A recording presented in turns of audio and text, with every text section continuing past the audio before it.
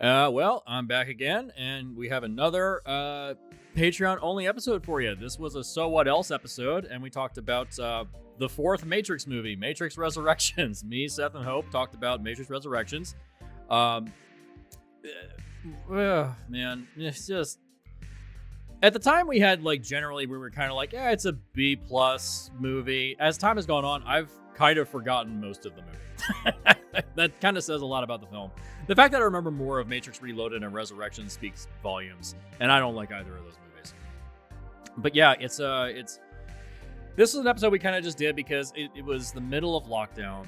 We were still dealing with COVID, and we were trying to fill space. We were trying to find things to talk about, and we were really hoping for this one. We were like, okay, they're going to bring back the Matrix, and they're going to do it right. They're going to fix the problems of the second and third film. And then we saw it, and we were kind of like, it's a pseudo remake of the original film, along with elements of 2 and 3, and also including stuff from Animatrix, and it tries to comment on sequels and reboots. It just, to put it bluntly, it was too head up its own ass. to put it bluntly, I think that the Wachowskis are very talented filmmakers, but I think at the same time their reach exceeded their grasp, basically. I think that maybe they went a little too far, and it was only one of them came back for this one, which raises an eyebrow. So I overall had very mixed feelings at the time, and I think those feelings have gone down and down since then. There's nice stuff that I like in it. I think it's nice to see all this cast back together, with the exception of Lawrence Fishburne, who is not in the film, because apparently, according to Matrix lore, the online multiplayer game, Matrix Online, is canon, and Morpheus died in that. It would have been nice if they explained that. Yeah, I think that there's just a little bit too much lore to delve into, and it really is, at this point, the Matrix feels a bit passé. It's like, oh, if the world isn't real, it's like, well, it doesn't matter if it's real or not. Like, it feels real to me. Like, the world's kind of a mess right now. So we overall had very mixed feelings, but we go into some things, and we talk about this film in depth. Overall, pretty decent episode. We had a good time, and also I did something I never thought I'd do in the middle of this episode. I talked about how I would praise Zack Snyder at one point. So I've mellowed on Zack Snyder as of late. But yeah, there was a funny moment in the middle of this where I praised Zack Snyder for not taking payment for his cut of Justice League. It's a funny little bit. So yeah, here's our thoughts on The Matrix Resurrections. Enjoy.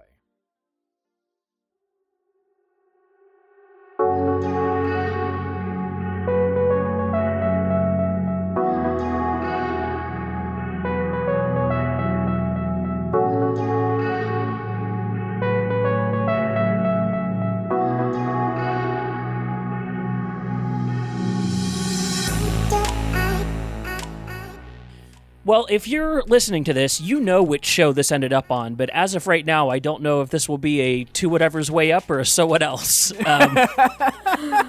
Yes. I think we might need a spin-off show, One Whatever Way Off, when we're split from each other. But I guess... I think this is going to be like a combo episode, because we're going to get into something towards the end that I wanted to discuss with a So What Else episode.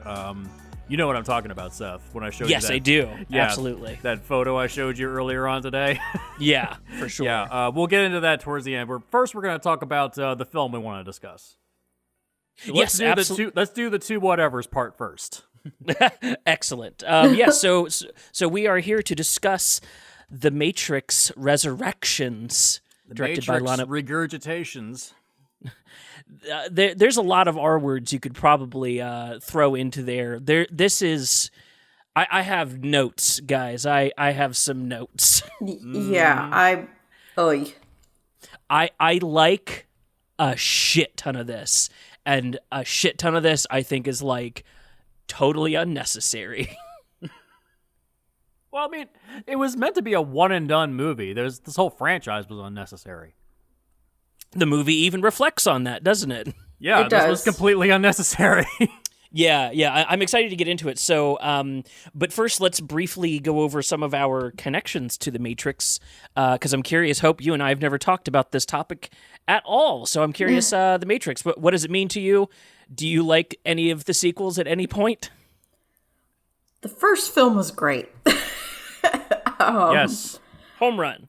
The first film was great. I saw it when it came out. I saw it a bunch of times when it came out on VHS and DVD at that time. Like I was all about it. Loved it, loved it, loved it. It was like a staple in my household for a while.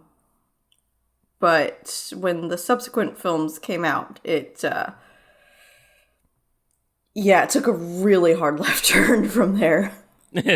Yeah. The sequels are a mess. We will not be reviewing them. I think we'll probably bring up a couple things in regards to them, I'm sure, but we won't go too deep into the sequels rabbit hole. Yeah, please. That would be like a 10-hour episode at that point. Right. Yeah, they ultimately kind of like reference stuff from the two sequels, but mostly it's a reflection of the first film. Yeah. Yeah. Because it's a quote-unquote like reboot. Because everyone wants to do a reboot now. Why wasn't this called Matrix Rebooted? You know, I think the only reason that they wouldn't have done that, it was too on the nose, and Everything they are was too on the nose. No, Everything. That's one of my upsides and downsides. Okay. I'm not sure how that works, but okay. I think some metaphors need to be sledgehammers to people's foreheads. I do believe that. I think nuanced metaphors are helpful and useful and wonderful, and sometimes people just need to get smacked real hard with it. No, this is what I meant by my movie. You know I'm going to say it, Seth. What? I know writers that use subtext, and all Yes. of them are fucking cowards. I think that line was actually like an inside joke of that group for The Matrix, because they're all huge fans of it. It makes sense. Makes sense, yeah. Yeah.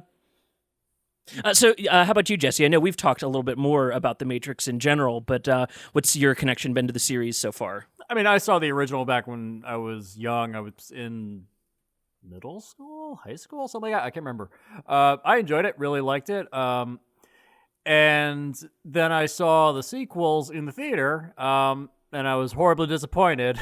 People were laughing in the third film, actually, when a lot of stuff showed up. It was, like, hilarious. Like, when Trinity gets impaled by all the wires in the when the ship crashes. People were laughing with that wide shot with her just all impaled with those cords. And I'm like, you shouldn't be laughing at this moment. This should be a somber moment, but it's filmed so poorly. To the point where even the DP criticized the sequels, which is why they have a new DP for this film. Yeah. But I played the game Enter the Matrix, which is not very good. And I saw the Animatrix, which is probably the only other good thing that came out of the series besides the first film. I was just about to say Animatrix does get a pass because it's good. So Yeah. The Path of Neo game wasn't too bad either. It wasn't like excellent, but it was pretty decent from what I recall. Never played it. There's a new Matrix game that came out, wasn't there? What was it? Wasn't... Oh, no, they just released a bunch of Unreal Engine 5 footage of the next Matrix game that's like in development. Oh. Is that what you're talking about? Yeah, I think that's what I'm thinking of. Yeah. The lighting engine looks insane. I think that's what they're trying to like show off in that demo. But how far down did the uncanny valley did Keanu Reeves fall? Jesus Christ. God, those fucking cold, dead eyes. Jesus, God. Yeah, even Cyberpunk knew to throw sunglasses on the guy. Yeah, you put sunglasses on people so you have to look at the fucking eyes. Because he, honestly, like, I think this was just a paycheck for him. Because I've seen him in, quote-unquote, like, newer films, and he does not look that dead. Yeah, he doesn't look very enthusiastic in this movie. Like, I think he's just like, this is a paycheck, guys. I'm going to give it most away to charity. Just let me be. Yeah.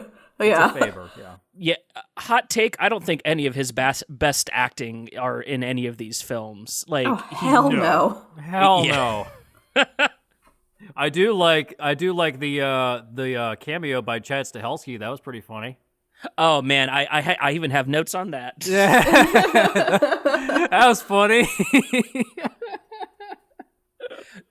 There's a lot of jokes or not jokes, but references peppered into Yeah. the film about like Matrix dialogue, the way that we have talked about the Matrix since it came out. I think the movie's very interested in talking about that as an idea. Yeah. And so a lot of stuff gets played into being just kind of like one-off jokes, and that's one of my criticisms for later. But I do love the idea of like, rethinking the angle at which you're coming in at it. Yeah, I mean, it's the one thing I will say I do like about the story is that they do acknowledge that you can't really kill Neo. You can only like make him a part of the system in some way, and eventually he will break out. So it's kind of like Superman in Dark Knight Returns. Well, if we can't kill him, why don't we just employ him? Yeah, exactly. Yeah, I like that idea. That's interesting. Mm-hmm. But from there, it kind of falls apart. Yeah, it just feels. What's the point of this movie? Yeah. To give people a paycheck. Yeah, it just feels so like pointless. It was all wrapped up at the end of the third movie, even though it's a lot of questions left hanging. It's overall wrapped up, and then they just do this, and it's like, oh, we're doing it again. Here we go again. Because it's the new decade of reboots.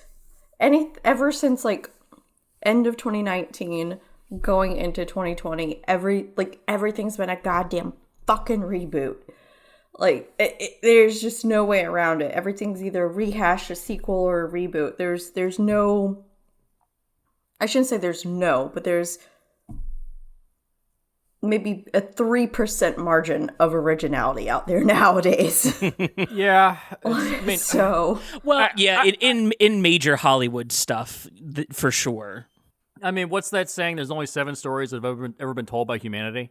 Yeah. I mean, it's true.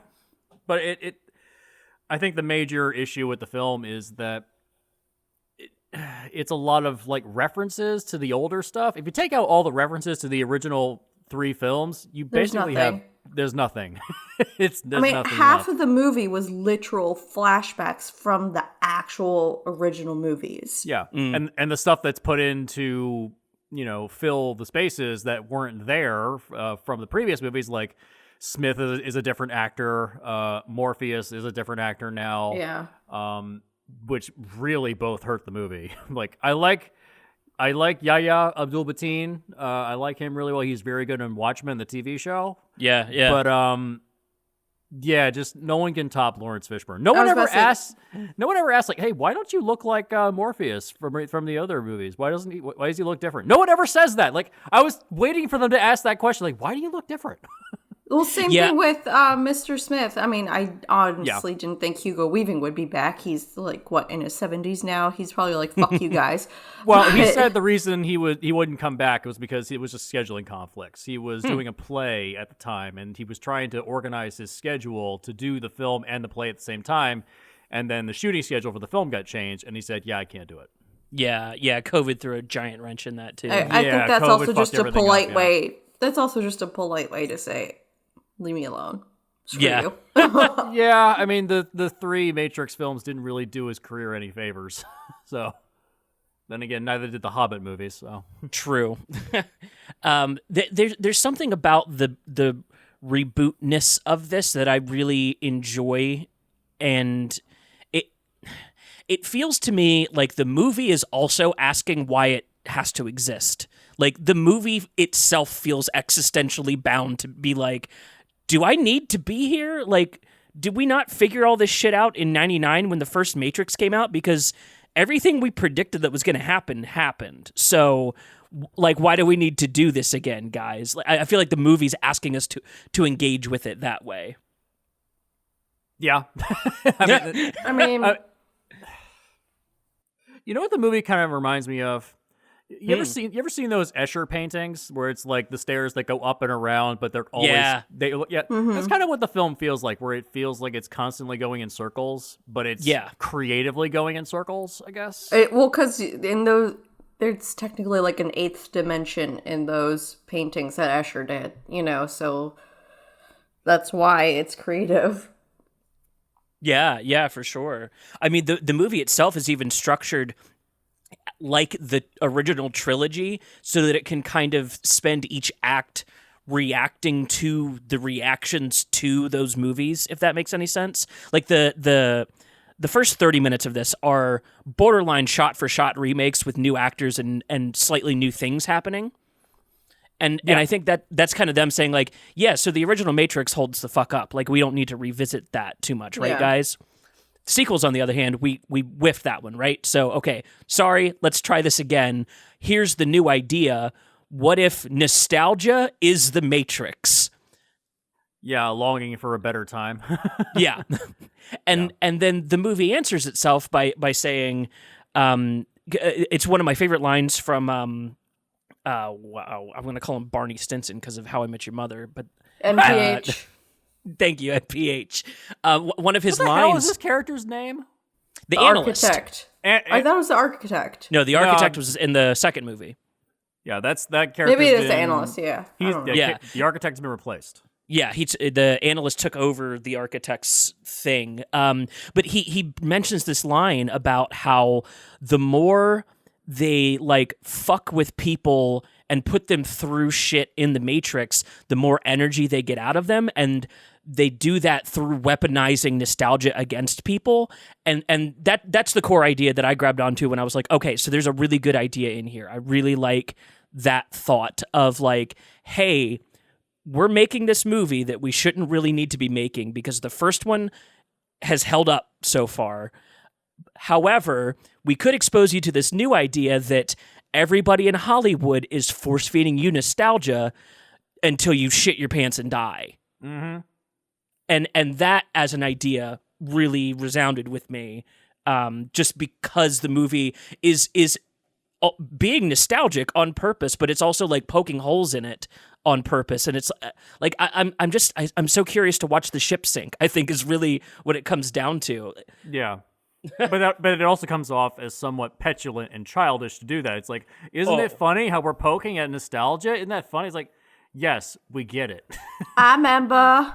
I remember. What's that line in Family Guy? He did it. He said the thing. He said the line. Yeah, exactly. God. It's bullet time, guys. I still know Kung Fu. Oh, can we talk about the Merovingian scene just showing up? Oh my God, that was... It was funny and it was terrible at the same time. It was cringy. It's cringy because it's like, we're bringing that guy back. Like, well, where the fuck is Monica Bellucci? It'd be nice to have her back, but whatever. Yeah. But the biggest issue is that it's like, it just happens. It doesn't affect, you could take that scene out of the movie and it does not affect the movie. Oh, entirely, yeah. Yeah, that's the thing, is that after the first 40 minutes of this film, the plot, if you can call it that, is inconsequential. Well, yeah, it's a triple rescue mission. We have to save Morpheus so he can save Neo so he can save Trinity. So they can save the world. Right. What do they? What is? What's the point? There is no point. What is the point? There is no point. What is the threat? They've already said the machines aren't attacking humanity anymore. What is the threat? From my understanding, the threat was the existential, more kind of dread of like, why don't people want to leave the Matrix now that we've revealed that it's the Matrix? And that's, I think, really just the filmmakers going, why did you go to see the movie The Matrix and let it blow your mind when the movie's telling you that like you need to expand your mind, and instead you just want to keep coming back to the well for like more of these Matrix movies? So yeah, and that's not well spelled out in the film. I agree. Like that is not a well spelled out threat. But I think it comes more from that place of like they really want to drive the idea home that I don't know what I'm going for. Be here. your own damn thinker. Don't be one with the sheep. Don't just huddle back to what's comfortable. You need to fucking go and expand. Go take the risk. You know, don't be in your little safe space. You know, do shit. Yeah. And I think that's part of it. You know, it's like, yeah, we're all scared. Everyone, it's a cluster fuck shit NATO of a life, but you gotta go and live it. Don't just like huddle back in your corner. Yeah, yeah. And that as a threat in a film is hard to spell out. Yeah, it's hard to be existential in a film that's meant to be for the mass market. So Yeah, and even that this gets brought up in the film at one point. The montage of Neo getting just fucking sick of being stuck in the Matrix. That whole thing is like, what do people want from the Matrix? Like the movie's like repeating our words back to us of what we would want out of the Matrix 4. And that whole scene I loved because it was them like I think as filmmakers going, yeah, so actually we got really sick of talking about the Matrix, guys. Yeah. Well, what's weird is that I think the reason like Morpheus doesn't show up as Lawrence Fishburne is because the Matrix continuity hasn't really ever been like reset or anything like that. Like all the games and comics are all canon to each other. So if you follow that through line, Morpheus was killed, I think, in the Matrix Online. And yeah, that's why there's like that statue and everything of him back in IO. Yeah, because we're not even getting Morpheus, right? Because it's kind of Neo's self-coded recoding of Agent Smith combined with Morpheus. Yeah, and he used that to like blow the powder keg to get him out of that modal. So it's not even really Morpheus or Agent Smith at that point. It's just Neo's like reflections of them. Yeah, it's just interesting idea. It's just. It needs to be more expressed. The movie took so much time to give us like shot look backs at a much better color graded film. To then like not spend the time to spell a lot of this stuff out. And Jesse, like you're saying, to not have the characters ask the questions that they would normally ask, like Morpheus, you don't look like Morpheus. One line, hey, done. You know what I mean? Yeah, just answer the simple questions, dude. Or how Bugs question. just automatically ran up to him. She's like, "Oh, it's Morpheus." I'm like, "How the fuck do you know?" Yeah, you don't know this person.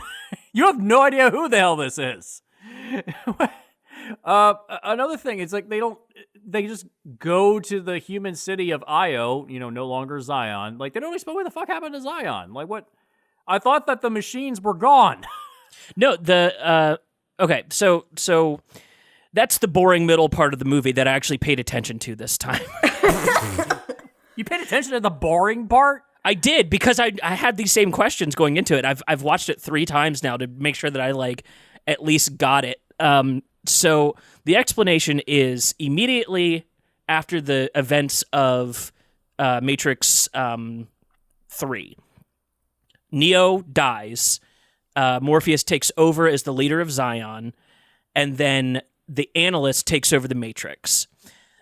The analyst starts this experiment run with the bodies of Neo and Trinity that he rebuilt, and he's running this simulation over and over and over, and that's what helped him figure out that if you torture people in the Matrix, you actually get the most energy out of them.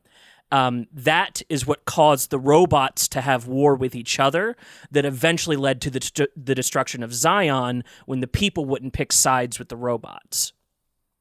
That's from there where you get the robots that turned sides and went to the humans. Io is invented at that point. They build a city together, machine and human together, because the central thesis of the film is if you can't beat them, join them, right? So like, and at this point, the movie even explains that they've built the technology to let the machines out of the Matrix and to let the people back in. So this should be a two-way highway at this point, right? So why isn't this shit working?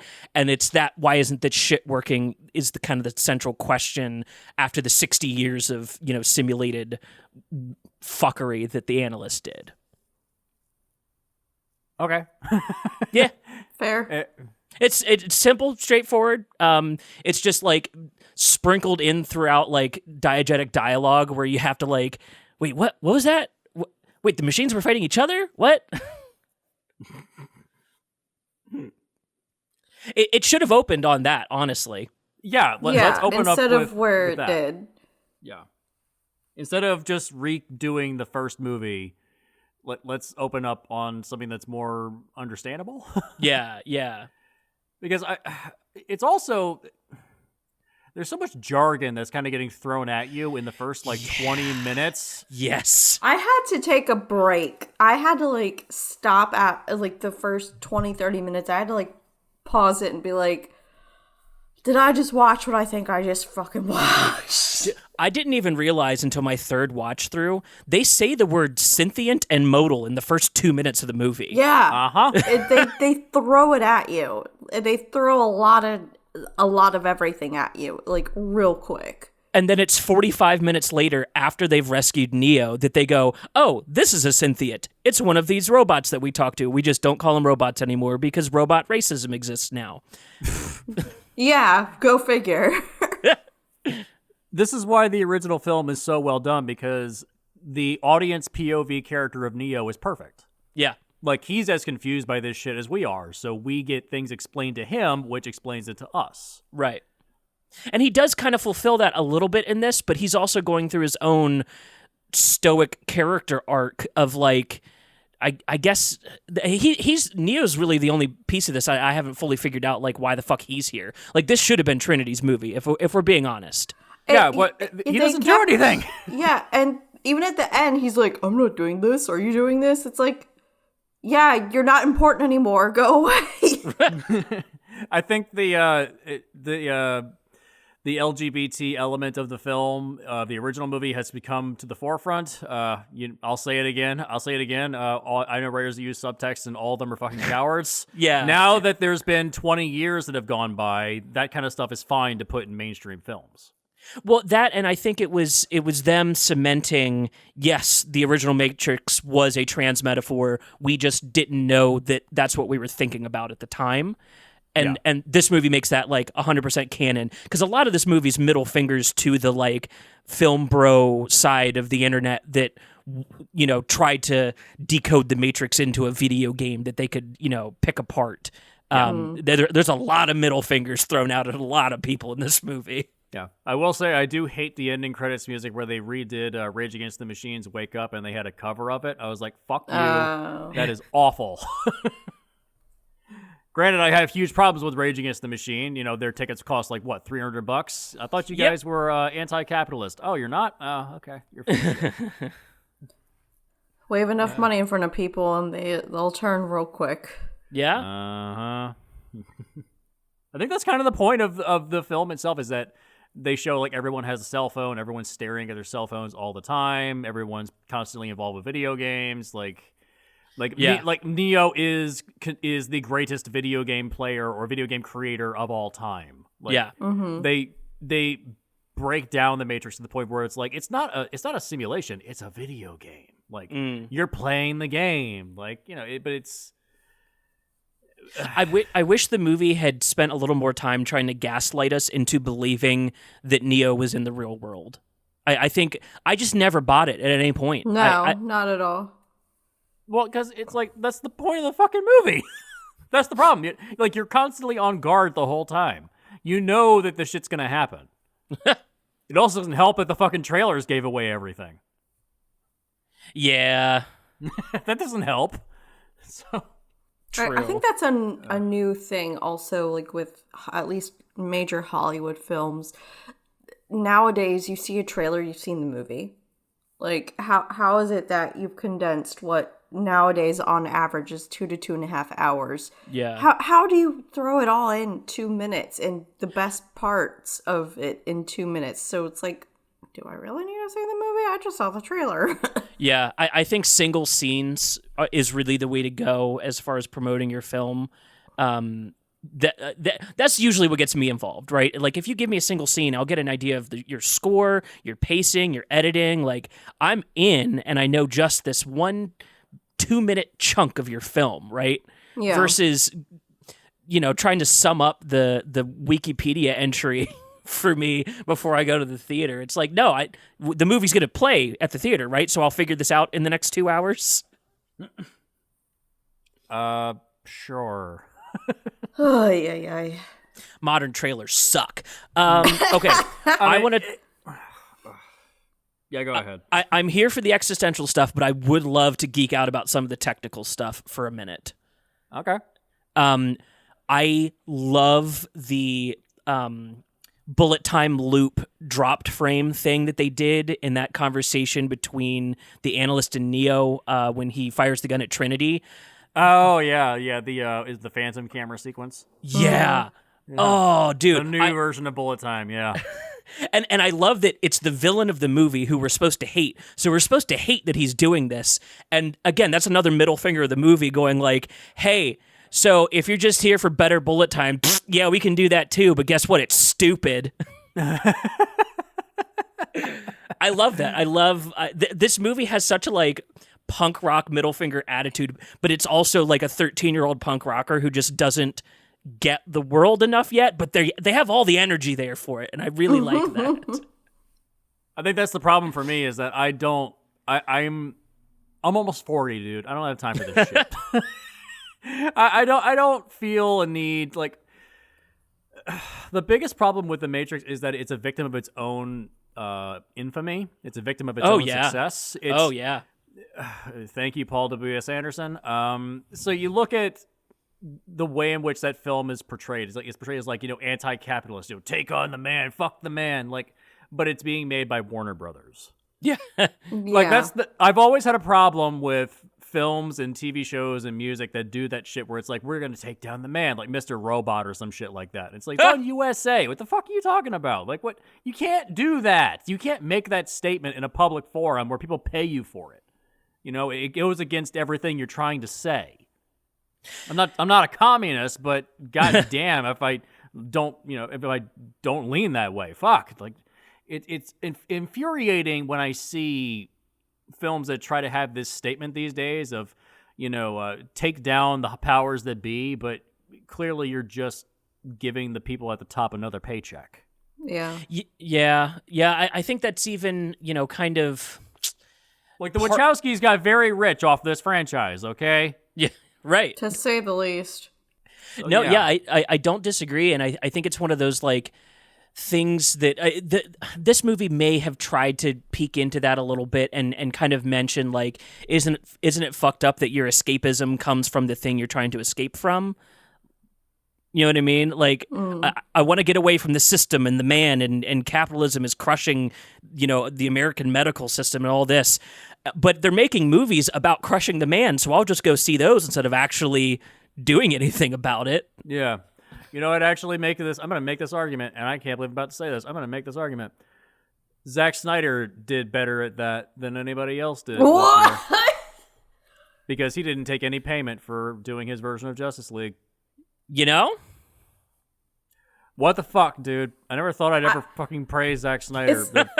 It's fucking the end hell is freezing over. It's almost the end of 2021, folks, and I think this was an end of season twist we didn't see coming. I think hell froze over.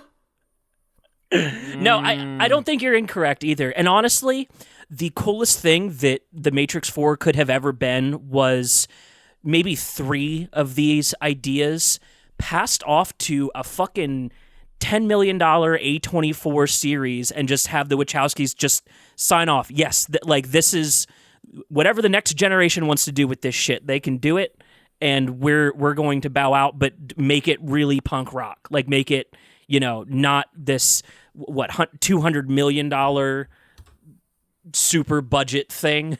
Yeah, this should have been just a TV show on like FX or something.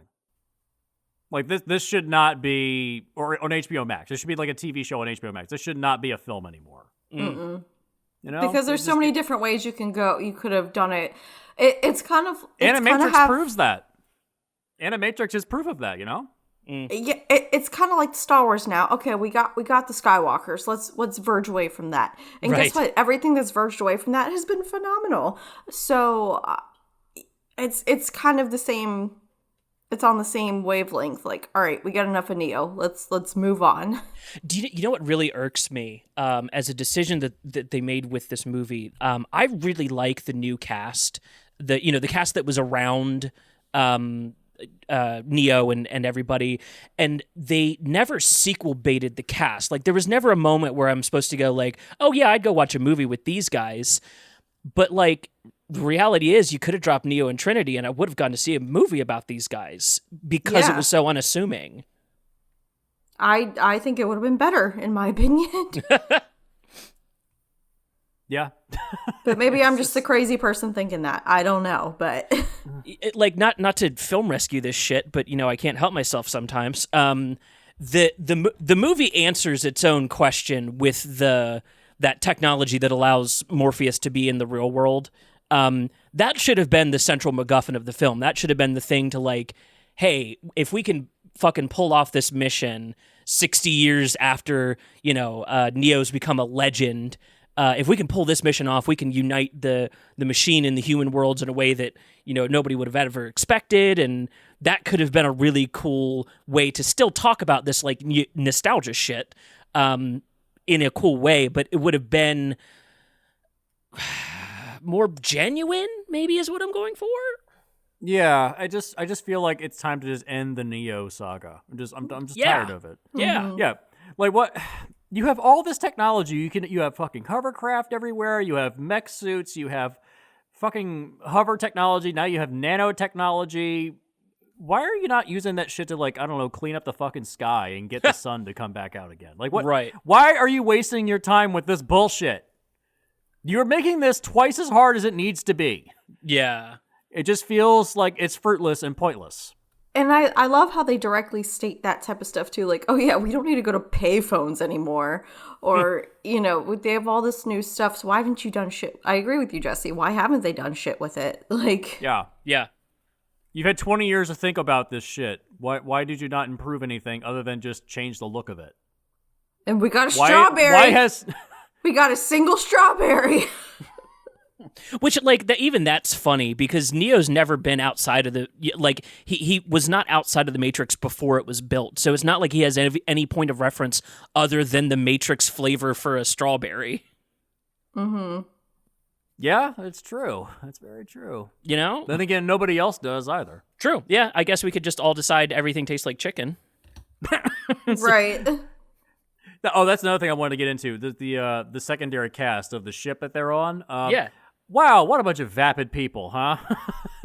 Unremarkable and totally forgettable. I think they're all gonna die, aren't they?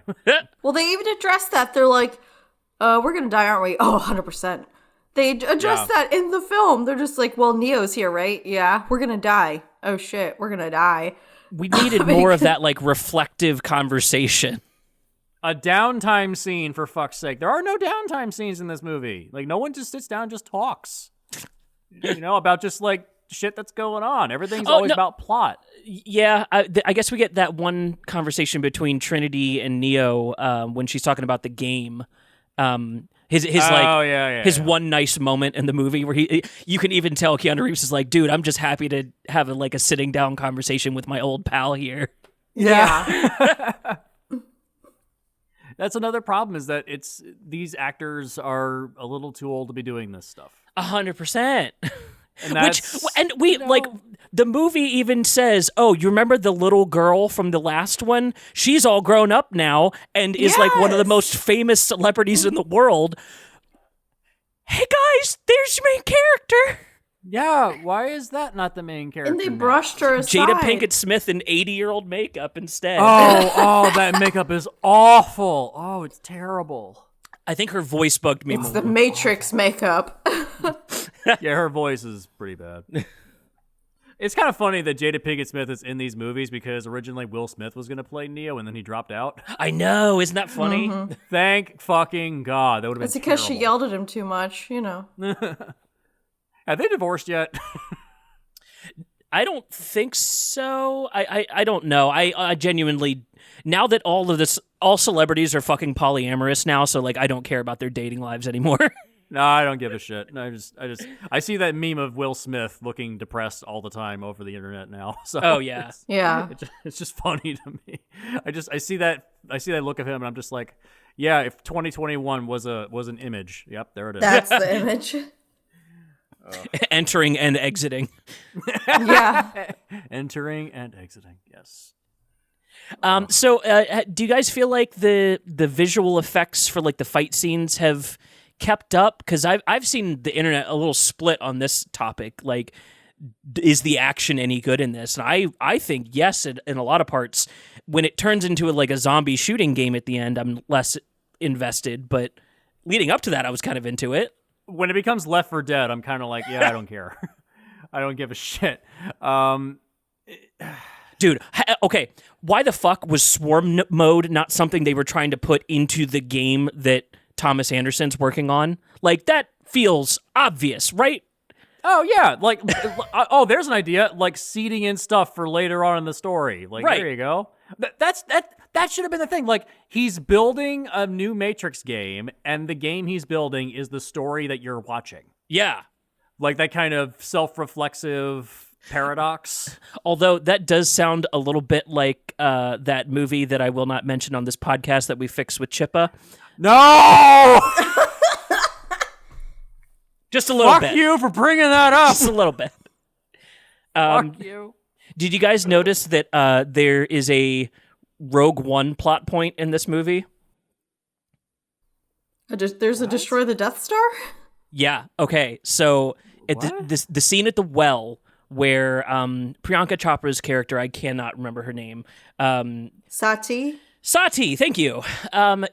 So she's talking to them about like the plan, and Neo is like, how did you get here?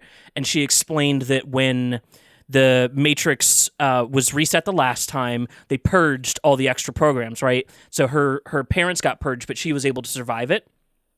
Oh, and then she explains that, you know, the pods that Neo and Trinity are being held in the real world, he designed them, and he designed a flaw into them for her to utilize later. I've heard that one before. Okay, yeah. Now that that's true. Which, like, I'm fine with it. I just thought it was really funny as she was explaining. I was like, this is just the plot to Rogue One. It really is. That is very true. Fuck. Hope, anything else that you liked or really bugged you about the movie? I heard that you might be the least affectionate towards it of all of us. You were very irritated watching this, weren't you? It was really just the first 30 minutes. What I've been telling people is if you can get past the first 30 minutes, it does get better. But that first 30 minutes to me was just so painfully cringy of meta-ness and nostalgia. And it was just like it was if I went into a ring with Mike Tyson and his gloves were literally named Meta and Nostalgia, I'd be dead with it right now. Right. So, and that's what got me, is it was just so cringy. I knew it was going to do drawbacks and takebacks and nostalgia. Like, I knew it was going to happen, but I didn't know it was going to be that bad. Like I said, once I had to sit and pause after that. I was like, it can only go up from here. It can only go up from here. And it did. The shift change was when they basically redid the first movie with like the whole infiltrating the office and like all that. But oh damn, was that first 30 minutes just cringy as anything. Like it was just, I don't know. I don't like so much. It's kind of ironic. I'm a very, very blunt person, but when it comes to artistic, creative routes, I don't want that. Yeah. I want a little mystery and pizzazz and all that with, you know, I don't want to literally be mansplained shit. Like, I don't want that. No, yeah, I hear you. I feel you on that. I wonder if like that's maybe a flopped metaphor. If the movie is saying, hey, inside the Matrix, we pump people full of nostalgia to get them to stick around and be sheeple, and it actually hurts them enough to make them give more energy, then on the outside, we're watching this movie going, damn, I'm feeling really pumped full of nostalgia, and it's making me feel bad. I wonder if they meant to do that on purpose, but didn't, like, seed it out correctly, you know, because it feels like it could work as an idea, but the execution just not quite there. It was not making me feel nostalgic at all. It was making me, maybe it made me felt nostalgic about the 30 minutes beforehand before I started the movie. But like I get what they were probably trying to do. It just wasn't working for me. Sorry. I wasn't part of the sheeple, apparently. No, yeah, and that, again, that's my like middle finger punk rock thing. I think this movie is for the sheeple to throw middle fingers at them, and then the rest of us that are like Matrix fans and actually want the movie to work, we get to suffer because they're never going to do another one. That's the feeling that I get by the end of this. It's like, we don't want to do this shit anymore. Yeah, like what do you do after this? Like, there's nothing else to do. You've done the self-reflexive reimagining of the original film. What are you gonna do? Reimagine the second movie? Like, anybody wants to see that? Like, no. like, I'd rather gouge my own eyeballs out at that point. Well, yeah. I just no more of these, please. Just stop. It suffers from the fact too that like you couldn't even do a prequel. Like a prequel would not be interesting to this. I don't want to see the machine wars. I've seen Terminator. I know what this shit looks like. You know, like well, they cover that in the Animatrix. The yeah, prequel true. is the Animatrix. It's all covered. Everything's done. Yeah. There's nothing else to do. The story's told. The people get along with the machines now. Like that's an option. Mm-hmm. I don't know. I definitely don't agree with that. Like esoterically, like I'm still on the side of like, yeah, we should be very cautious about AI because that shit could infinitely implode on itself very dangerously. So I'm not sure if I'm ready to hold hands with the robots, but if that's the thing that starts the war, then yeah, I can get along with some bead people in the streets, I guess. How much money did this make at the theater? 69 million with against the budget of what? 200. Oh, this flopped bad. Oh yeah, this was. Yeah, they're done. Thank you. Thank you. You may exit out the side door now. Well, I still know some people who are going to see it in theaters, and I'm just like, it's on HBO, right? They're like, no, I want the big screen. I'm like, no, you don't. No, you don't. I actually really was. Well, I watched this on HBO Max. I thought about going to see it in the theater. Then COVID started coming back, and I was like, yeah, I'm not going to a theater. But I was watching on HBO Max, and I was kind of like, this is like a lot of close-ups and a lot of like crowd shots. Like, this would be terrible in a theater. This does not feel like a theatrical experience. It feels like a TV show. Yeah, like the way it's filmed. I don't think it's supposed to be made to be a movie. I don't know. It's made for HBO Max. Yeah, it is. It really is. Well, the funny thing is, so I went to my parents for the holidays because I hadn't seen them in a while, and my mom actually watched The Matrix with me. And even she enjoys films, but she definitely is nowhere near like how I am with films or anything. And even she was like, what the fuck did you just make me watch? I was just yeah, this is unapproachable if you don't know The Matrix. Yeah. Well, like she's seen The Matrix though. That's the thing. It was like she's seen all the films with me. She's like, oh, well, that was from the third movie, and I was like, yeah. She's like, but why is it so bad? I was like, I think that's the point, Mom. And she's like, but why? I was like, I don't know. Yeah. I didn't know that. Do you guys know Tom Hardy had a uncredited cameo in this? Wait, what? What? They were shooting Let There Be Carnage at the same time, and it's in one of the downtown crowd shots. He has like a walkthrough cameo. Oh shit! No shit! Yeah. Oh fuck! I gotta find that now. Fuck. So I have a question for you guys. It's a Where's Waldo of Tom Hardy. Yeah. I think he just likes to do that too. That's his like, oh, I don't have to work. I can just show up to a set and eat and leave. I almost guarantee you he eats anytime he shows up to a set like that. He just strikes 100%. Me as a snacky guy. He's like, what kind of craft services do you have today? Oh, you got this caterer. You guys rock.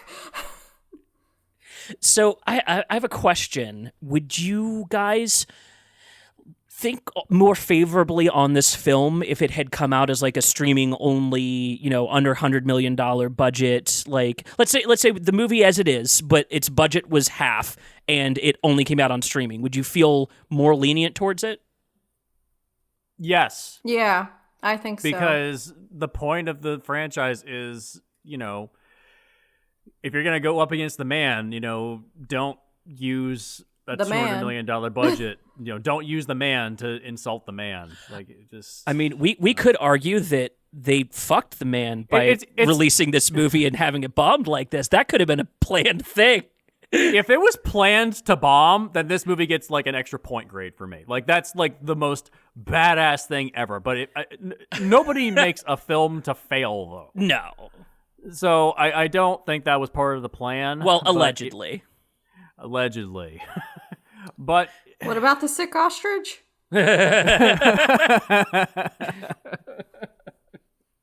damn it. Oh, fuck. But yeah, I can give it credit for trying to be different from the other kinds of films that came out this year. Yeah. But I can't say it's necessarily a great movie. That I barely remember the middle section of this film. I remember the opening, I remember the ending, and that's about it. Yeah. Because the opening and the ending, it's like, oh, we're just redoing the Matrix 1 again. And the middle section is just, we're just shoving in a bunch of exposition and a bunch of terrible dialogue. So, yeah. So, with boring characters. And don't forget the terrible makeup effects. Oh, God, yeah. That old age makeup is awful. Did they old age make up her girlfriend as well? I was trying to see if I could recognize that actress, but she didn't look also old. You know what I mean? It felt like maybe they were going to go back and do some kind of prequel at some point, so they cast somebody young and then put her in old age makeup, which I don't know. Kind of scares me. I don't know. I don't want to know. Yeah. Don't know. Don't want to know. What are the sequences that like really work the best for you guys, action wise, and I guess we'll throw in a dialogue scene just for fun. Oh, man. Action wise, trying to think. The fight between Neo and Smith, the recreation of the subway fight. Yeah. Yeah, that was good. That's pretty good. Dialogue scene. The coffee shop between Trinity and Neo before they know who they are. It's kind of interesting. It's cool. But yeah, these are just little things. Like, this isn't like big stuff. Like, Right. this is tiny stuff in a big mess. What about you, Hope? So, I always forget his name. The guy who plays the new Agent Smith. What's his name? I don't fucking know who the hell his name is. Jonathan Groff. So, was it just me, or at any point did anybody else hope he would show up as, like, the king from Hamilton and break out into song? Because it's kind of like the same freaking character. Anyways. Yeah. That's funny. Yeah. I was like, when's his solo, aria gonna show up? Right. Honestly, that's what I was hoping for. They also dubbed like half of his lines with old Agent Smith audio too. Did you guys notice that? Yeah. Oh, yeah. I noticed that. I was just like, that's what I was expecting. I was like, when's he gonna break out into song? Because a lot of what he does for a living is musically based. But so he's a performer. That's why they cast him. Yeah, he is. I mean, he was in Hamilton. He's one of the people on Frozen. But then you turn around and he's also the main character in Mindhunter, which was interesting. Yeah. Oh, yeah, that's right. Yeah. Yeah, he's a very, very capable actor. I wasn't mad to see him show up here. No, I wasn't. I just wanted to see him bust out in a song, honestly. Right. That's all I wanted. I think it would have saved the movie if he did. Like, kind of his fuck you to the Matrix, like, I just want to sing! Right. But I did love any part with NPH. Because I told Jesse this too, like, he saved the movie for me. His performance was amazing. He plays such a good scumbag. Yeah. He does. Yeah. Like, he just, and again, he's best at playing what he is opposite of, and because he's the biggest teddy bear on the planet, but played that role to a T. It was fantastic. Well, especially since his character is supposed to be the amalgamation of all of the haters, you know, against the Wachowskis over the years, because all of his opinions are just like the stupid sheeple babble you see online all the time, and he does it with such sarcasm and glee, and he's so happy to be shitting on these people by being these people, and I love it. Yeah. So he is 4chan personified. Yeah. Yep. Yeah. There you go. I mean, does that not make sense? Isn't the running joke that if the AI gets on the internet, as soon as it sees 4chan, it turns into a Nazi? Like, every time they've tried to put AI on the internet, it turns into a Nazi? Yeah. This Wait, is not, they tried to do that? multiple times. They have Twitter's notorious for it. They will put AI bots onto Twitter with like profiles that you can interact with, and it's like people try to speed run it. The last one was 9 hours to turn it into a Nazi. Like quoting Hitler, Third Reich Nazi, not like closeted. Just we turned this little weeboo AI girl into a Nazi on the internet. That's what happens every time AI gets out there. So yeah, maybe I'm a little trepidatious about it being on the internet. I had no idea this existed. My mind is blown right now. I'm going to link you guys the article right now. Please. Oh, please do. I didn't know this existed. I need something to read while I'm at work later. Oh, God, that is brilliant. Oh, God. Tay, that's right. Oh, man. Fucking Tay the internet bot. Yeah, anyone Tay listening, have a good time with Tay the internet bot. Oh my god. Yeah, so anyways, when you have these kinds of things in mind when you're watching that performance from NPH, it's like, oh fuck, he is swinging for the fences. Yeah. Big question here, is the movie worth watching though? If you are a hardcore Matrix fan that like is not a fucking shithead about social things, might be worth the glance. It's not going to work for everybody is my answer, but if you're the kind of person that uses like Chad and Sheeple and Sigma male, you're going to hate. You're going to have a very bad time. Yeah. I don't know. Do you guys think it's worth? If you've already seen the other three, do you think it's a completionist thing at least? If you're one of those who needs to get every achievement unlocked in the video game to complete it, then yes. If you play it through and don't do the side missions, nah, you're good. Yeah, interesting. That's a perfect way of putting it. I agree with that. It is here as an extra assignment, an extra side quest, but it is not necessary for the main campaign. It is literally 3 side quests to give the directors an excuse to talk about the experience of making the Matrix. Really. Yeah. That's the whole thing. Yeah. Also, that last shot of the movie looks terrible. Oh, which one's... That's the CGI of Trinity and Neo flying away together. Oh, yeah. That CGI is awful. Like, where'd the money go? I thought you had $200 million, dude. They blew it all.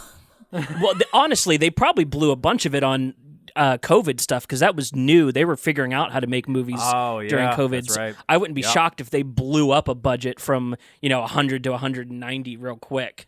Yeah, that's just true. On testing and sites and just so. Yeah, that shit's expensive. And that's probably, a reason why it looks a little cheaper in some ways. Because they ran out of money. Yeah, it's like, they ran out of money. Well, if you can only have 10 people on set at any given time, you know what I mean? It's like you can't have these huge, epic, sprawling shots. You can have crowd shots, but everybody has to be tested and quarantined for a certain number of time, right? A certain amount of time. And also, the thing is, when people are quarantined like that from film sets, you're paid for your days off because you're being held. Yeah. So money is basically going to Yeah, they probably dumped a lot into making sure this got finished. Mm-hmm. Mm-hmm. Which is why it will probably not get another one. No. Although an HBO streaming series, I could totally see that get announced, even if this is a full flop. Yeah, I prefer it as a TV show at this point. I prefer that. Oh, I won't watch it if it's a TV show. I genuinely this is like my most hated opinion on The Matrix. I would not leave The Matrix because the world in which they exist outside of The Matrix is so dour and awful. I just have no interest in spending time there. And so I tend to not enjoy those parts of the Matrix movies when I see them. I don't care about Zion. Sorry. That's the thing that bothers me. It's like, okay, so you escaped into this hellscape. Like, oh, great. Yeah. Well, they also Fantastic. mentioned that in the first film too. How, like, when the one guy is betraying them, he's like Cypher, yeah. Cypher, yep. He's just like, you know what? We eat literal piles of slop in the real world. Here, I can have a T-bone steak and enjoy it. And it's like, guys, what if Elon Musk got out of the Matrix and took that deal, and that's why he is the way that he is? Oh, fuck you. don't bring the Musk into this. Sorry. It just popped in my How head. dare you? Oh, god damn it. Fuck. Jesus. So yeah, I'm sorry. it's a passable Matrix, movie. if the Matrix was real, I already would have jumped ship because life can't be shittier than it is now. Well, especially if the option is like the shitty version of the Matrix that gives you nightmares to fuel their power generators. It's like, oh no. Wait, hold on. That's the premise of Monsters, Inc. Oh my god. Oh my god. Fuck this movie, man! That's so funny. And they're, you know what? Monsters Inc., Rogue One, both owned by Disney. God damn it! Wow. The fucking Minions have to show up now in the next one. God damn. Well, Minions isn't owned by Disney. Oh, they'll buy it. Wow. Good eye there, Jesse. Oh, fuck me. Oh, okay, so this leads into something I wanted to talk about, which is the idea of weaponized nostalgia. Yeah. Yeah. I showed you that photo from the screening of Ghostbusters Afterlife, Seth. Oh, do you mean the photo that convinced me not to watch the movie? Yes, that one. Did I show you that, Hope? I know you did not. I'll show it to you right now. So, one thing that's been bothering me over the last couple of months is everyone is like so in love with, you know, being nostalgic for the past and how, you know, all this old stuff is new again. It's like, isn't it great that it's new again? Here, I just sent the photo to you. Beautiful. So, there's a thing in Ghostbusters Afterlife that really chapped my ass. Oh, yeah, nope. A CGI ghost of Harold Ramis shows up alongside the old Ghostbusters, and Harold Ramis has been dead since 2017. Don't do that ever again. Oh, that hurt. That hurts. I want to ask this sensitively because this is someone's father, but do you get a pass just for being related to the person? No. Like, Harold Ramis and Bill Murray hated each other towards the end. Like, these guys didn't want to be in the same room with each other. Like, why the fuck are they doing this now? Right. What? This is in such bad taste. And like, and also you have like the Stranger Things connection as well, and like everything in Ghostbusters Afterlife. Like, when I first saw Ghostbusters Afterlife, I had overall okay feelings about it, but the more I've thought about it, the more I realized, wow, if you take all the references to older stuff out of the movie, there's nothing left in the movie. There's no movie, yeah. There is no movie. There is nothing. It's like the main villain is Gozer. The terror dogs are back. Yeah. You know, it's... Although I will say it is kind of funny that Olivia Wilde is playing Gozer in this one. That's kind of funny. Because she looks just like her. But it just... There's nothing in the movie that is original. Nothing. And then you look at this new Matrix, and the point is that there's nothing, and we're playing into that. But I just... It's that what is old is new again, but no, it's just the old shit repackaged. Yeah. I hate this. You hate this too, don't you, Seth? Yeah, I mean, I am... It's manipulation. It's like cultural gaslighting. Yeah. I remember. I remember. There's a great documentary. I'll send you guys a link to it. I think it's free on YouTube, and it's about the conspiracy theory of like these multimedia conglomerates to genuinely weaponize this kind of stuff against us to make us subservient. Like it is the closest thing to mind control that you can consent to, and that's the fucky part about it, right? Is like, yeah, I want more Star Wars, but I'm consenting to something in this world, something in this aesthetic, not to blast my ass with more Skywalker stuff, right? Yeah. For Ghostbusters, does it have to be Ghostbusters? Could you just do a fun movie about ghosts for kids that, you know, it could reference and you know, kind of worship that kind of stuff, but still be its own new thing and try something new? Yeah. I just don't see the point. Yeah, they just need to stop. Oh, well, like I was saying earlier, there's no new ideas anymore, and it's stop rebooting. Even if I don't know. Yeah, I mean, my final thoughts are I'm happy to have a movie that can satirically poke at its own history to ask these questions. It left me with a lot of really fun questions, but it didn't answer all of them, and so that's the only reason I can't give this like a much higher praise than I would want to. This is the kind of movie that the ideas have to work. The action's going to work, right? People know how to make fucking action movies. The ideas have to work, and you piqued my interest really hard here. You got me the half chub, but we didn't come home with this yet, so... I was about to say, you gave the half chub, but left you with blue balls. And I've seen it 3 times and haven't hated it yet, so, like, maybe, you know, maybe I'll warm up to it eventually. But what do you guys think? What are your final thoughts? The movie is fine. I give it a B-. Well, that's higher than I would have expected, just tonally. But I mean, I'm also probably borderline autistic, so maybe I'm not picking up on it. Well, I'm also factoring in, you know, the sets, the CGI, all that, not just the story when I give it its grade. So yeah, okay, interesting. Also, you got to give it a bit of leeway because it was a victim of COVID. So. Yeah, exactly. So it's on the curve already. Right. Yeah. This is A- for me, but just because they, you know, like really tickled that part of my brain that needed to be tickled recently. Yeah. I mean, the movie's it's completely acceptable if you need more Matrix, but I feel like you could just go back and rewatch the original film and just have a better experience. I did actually.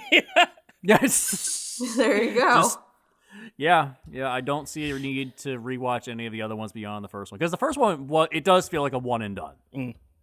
Like it was a one and done because by the time you get to the second one, it's like, oh, Neo basically has the power of a god. Yeah. Well, then there's nothing that can hurt him. Well, they did the Christ metaphor in nauseum with it. So. Right. Oh God, they hammer that shit home. Like that's the problem. That's the problem with those sequels is that it's like the metaphors of Midnight Mass compared to the metaphors of Zack Snyder's bullshit. Like Zack Snyder throwing crosses on shit and calling it deep. It's like, no, fuck you. Right. Yeah. Well, let's bring this thing into a close. Hope, where can people find you on the internet? You can find me on most social media under biohazard_Leia, or you can find me on our other shows that we do podcasts and that I do with you guys, like Split the Difference and Film Rescue. Perfect. And Jesse, how about you? You can find me on Twitter at HardcoreBshot, also on Split the Difference and Film Rescue. And I think, Seth, you and I have to do we have to do our best of and worst of for this year list at some point. Yes, yeah. I wanted to wait until The Matrix came out to see if it would make the list. It did not quite, unfortunately. I saw a handful of much better films this year. But yes. Hey, it's also been a really fucking good year for movies too. So that's like a high bar. Yeah. I actually just watched Prisoners of the Ghostland last night. Yeah. Goofy fun, isn't it? It didn't make my list. It's okay. It's okay. It's not great. I had problems with it. It's kind of reminds me a little bit of that movie Repo Man. A little bit, yeah. Where it's like 75% of a movie, but it's missing 25%. Right. Wait, are we talking about the Genetic Opera or the other Repo Man? The other. No, the other one, the Emilio Estevez one. Okay, I was about to have some fighting words with you. No, the other one I'm okay with the other one. It's the original one that I'm like, Okay. I have mixed feelings on it. I was about to jump to his computer. Well, let me finish it out here. You can check me out at Seth X Decker. I might even do a couple more episodes on this movie and talk to a couple other people and get some thoughts. I'm not settled. I don't know exactly if I love this or if I just like it, but we'll figure it out. I think that's going to do it for this one. Thank you both for being here. Thank you. Pleasure as always. And with that, good night. Good night.